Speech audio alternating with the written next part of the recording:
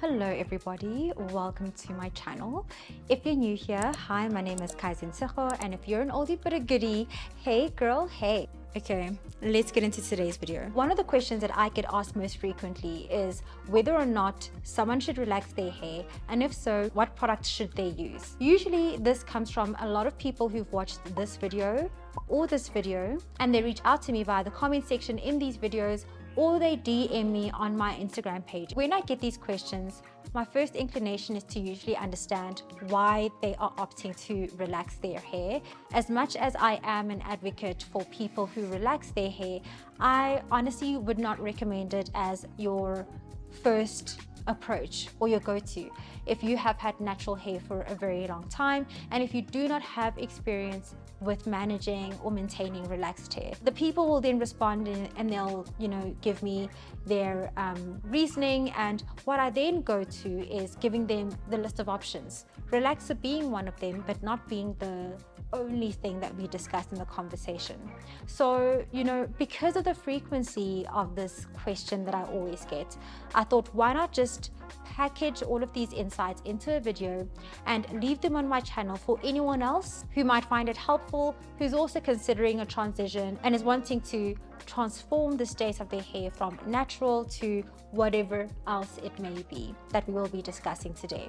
So the way that I want you guys to think about relaxing your hair or changing your curl pattern is in one of three ways. There is a temporary change, there's a semi-permanent, and then there's a full-on permanent change. And in this video, I'll take you through these three buckets. So for the purpose of structure and consistency, let's begin with the temporary changes. Within the temporary change bucket, the two options that I will discuss and position with individuals is heat styling and stretching. Prior to me being relaxed, I had natural hair for 10 years, so I really do understand the complexity and the frustration that comes with managing the specific curl pattern. As beautiful as it is, I do know that it does take time, and not everyone has that kind of time to pour into their hair. And the community that I loathe the most is the toxic natural hair community that shames people for finding their hair to be an inconvenience.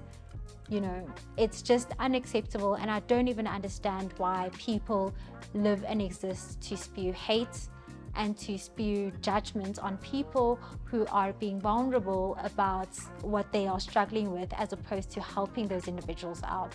Anyway, I do digress. As I was saying, there are two options that I discussed, which is heat styling as well as stretching. So obviously the heat styling that we would discuss if someone is really, they've got their mindset on relaxer, is a silk press. There's really nothing much else that compares to that than a silk press that gives you some temporary relief.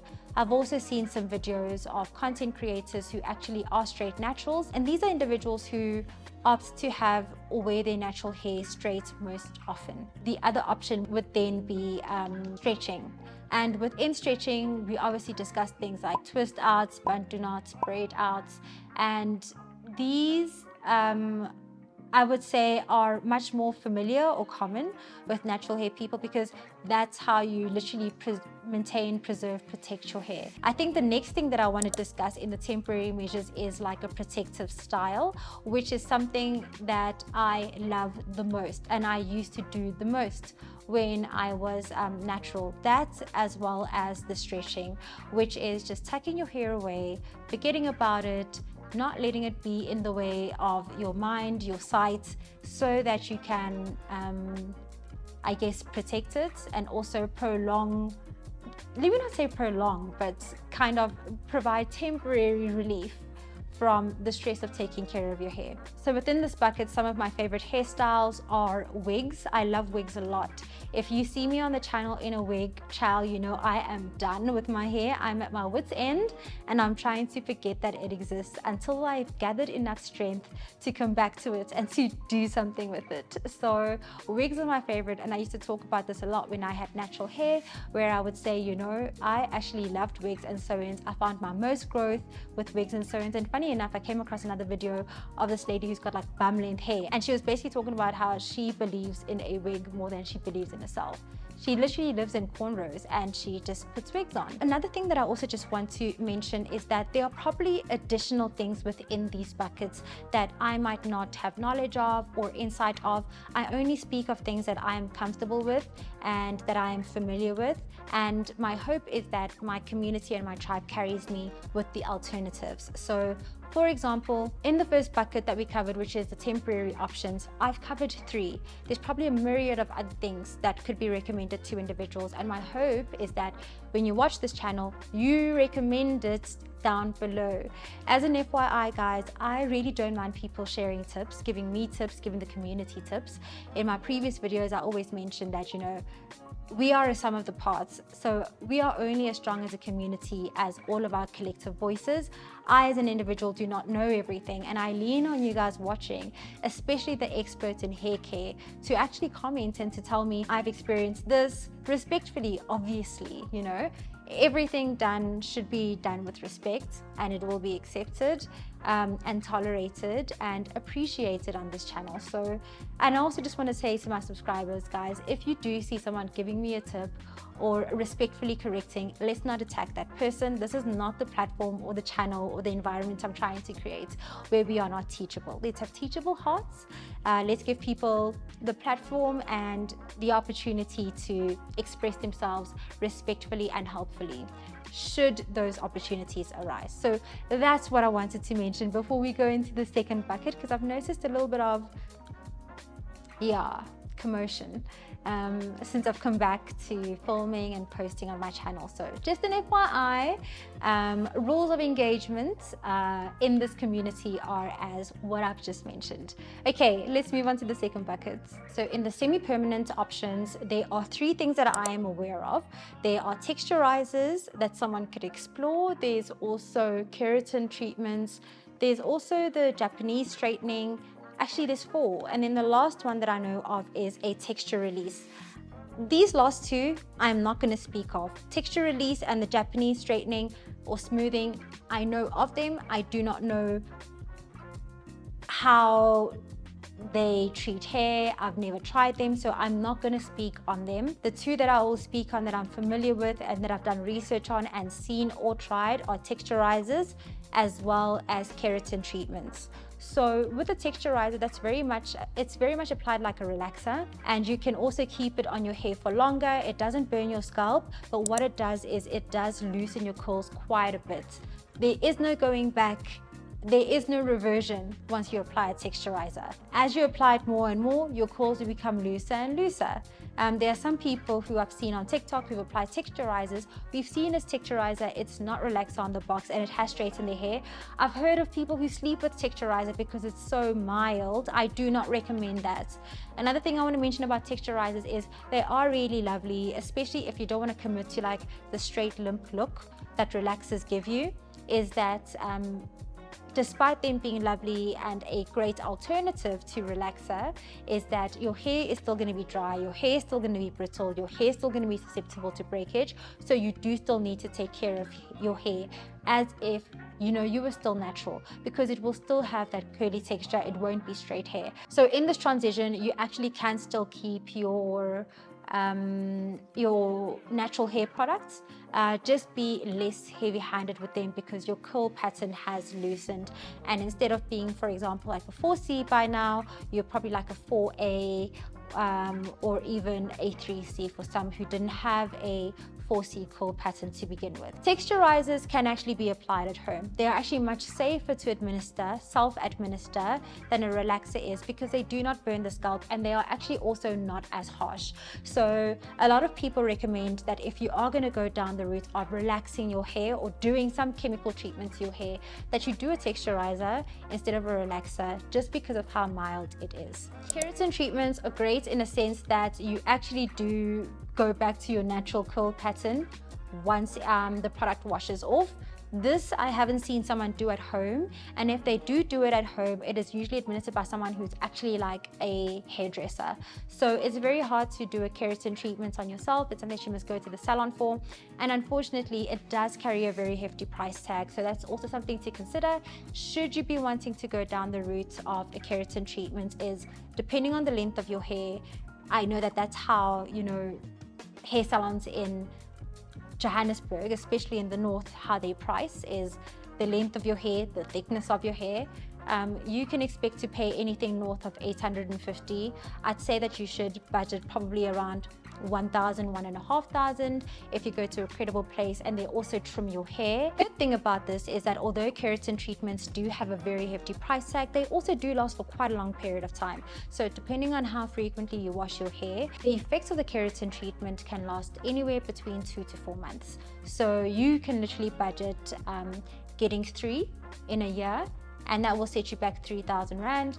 And I guess for some people that is a relatively small price to pay compared to maybe what you would be doing if you didn't get a keratin treatment, which is buying different wigs and wearing them at different times of the year, where one wig can set you back 3,500 Rand, you know. So 3.5 times 3 versus 3.5 for the entire year. There's also that option that we explore, that I also want to put or position with you on this channel.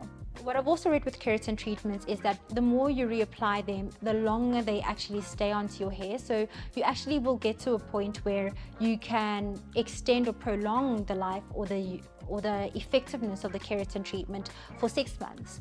And as a result, over time, the cumulative savings that you get is it becomes quite significant as you train your hair and you shift from getting a treatment 3 times a year to maybe getting a treatment twice a year to then getting a treatment only annually. So this is a very interesting option to explore. I do know that, you know, sometimes there are geographic limitations, and with some people you don't readily have someone who can administer this treatment to you. So in those instances where that's not readily available, I think maybe explore a texture release. If it is the same thing as a texturizer, let me know in the comment section, but I am of the belief that a texture release as well as a texturizer are 2 different things. And you can also explore, you know, the Japanese smoothing, or what is it called? Japanese straightening treatments, not sure. Okay, and now for the last bucket, which is what people always want to just, you know, nose dive into. And I think I also got a lot of questions from people when I relaxed my hair, and they were like, are you sure you explored everything? Are you sure that you should have relaxed your hair? And at the time, for me, that was the best decision. And I do not regret it. Do I? I don't know. I don't know. Subscribe to the channel, stay tuned, and we will see if that was the biggest mistake of my hair career or not. Time will tell. Anyway, the last bucket is permanent, no going back, balls to the wall, dare I say that, excuse my language. And it is the option that offers the most damage to your hair, but also the greatest relief to your hair after you've dealt with your hair texture for some time and you are just done with it. We all know what relaxers do. They break the chemical bonds in your hair, and they also loosen the curl pattern. As a result, they raise the pH of your hair, and that's what causes your hair to become dry and brittle.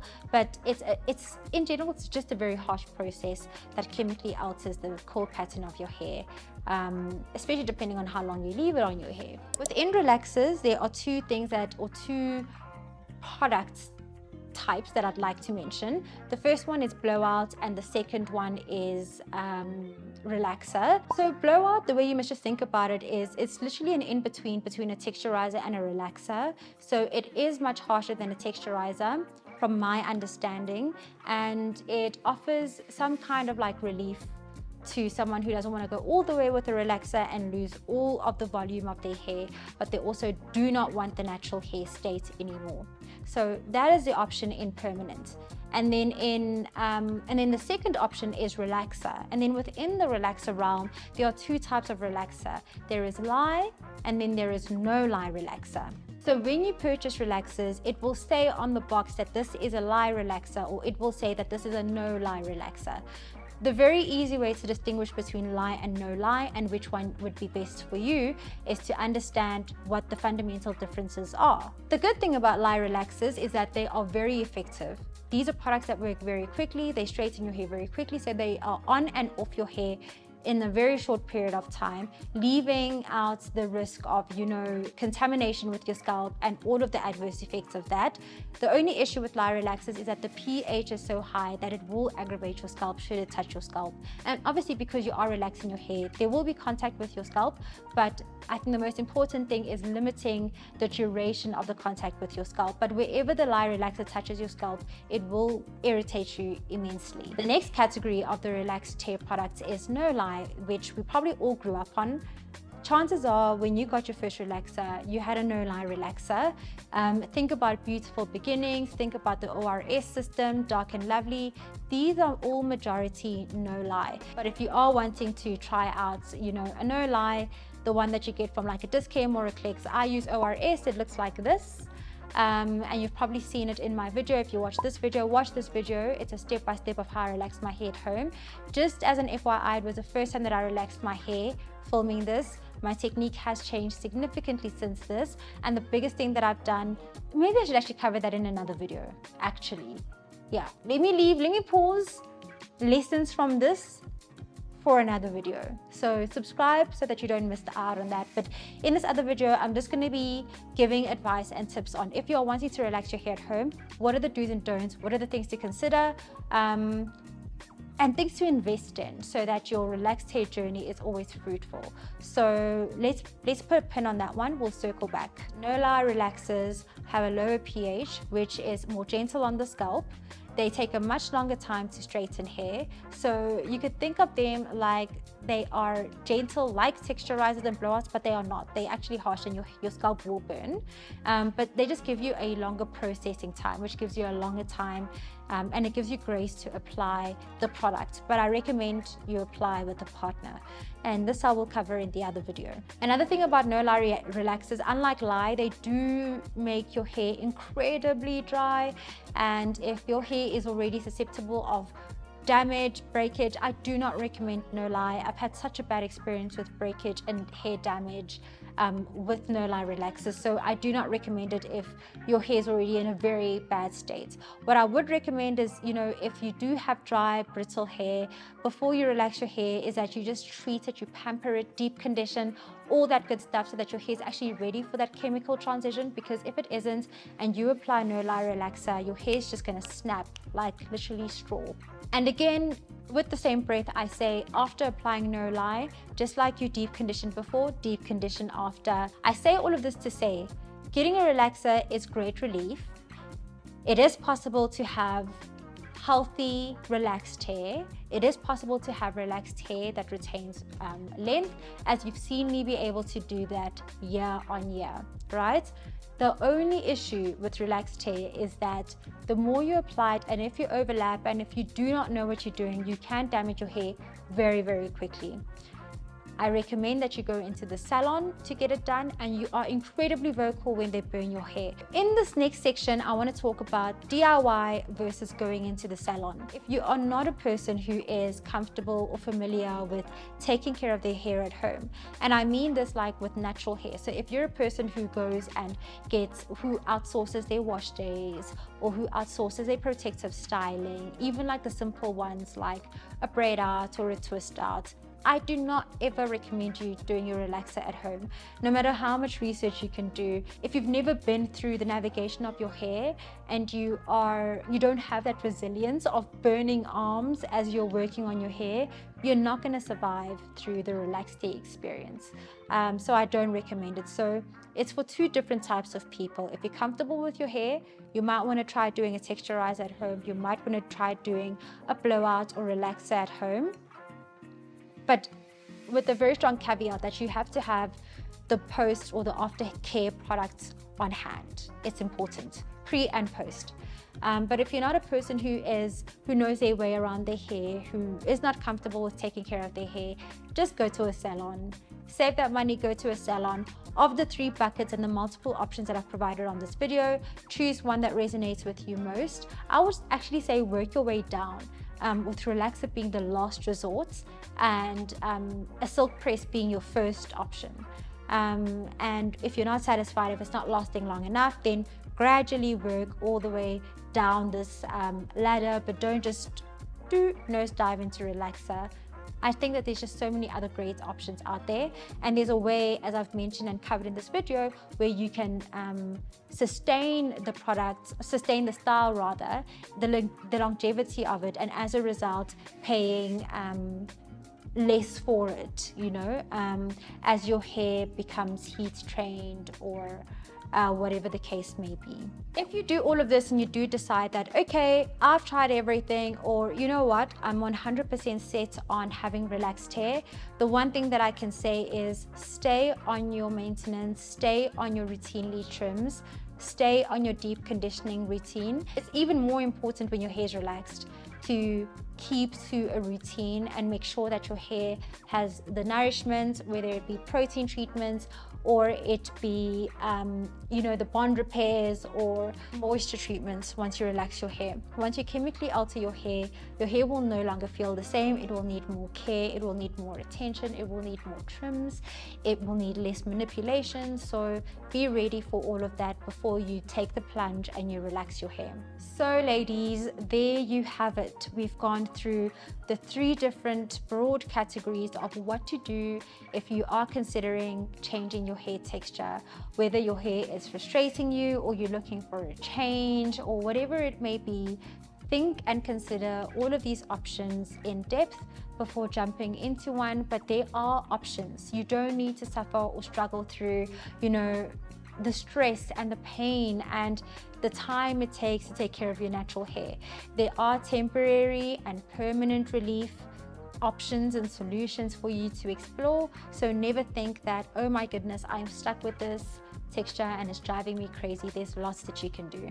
And I hope that this video has helped you and opened your mind and broadened your perspective on what you could possibly explore and do should you be in a position or in a situation where you are feeling super overwhelmed and frustrated with your hair. I hope you found this video helpful, and I do hope that you do share it with some friends who are in the same position, because of course if you found it helpful, they will too. Thank you so much again for tuning in. Don't forget to subscribe to the channel and hit that like button if you found this helpful. Until the next video, ciao for now.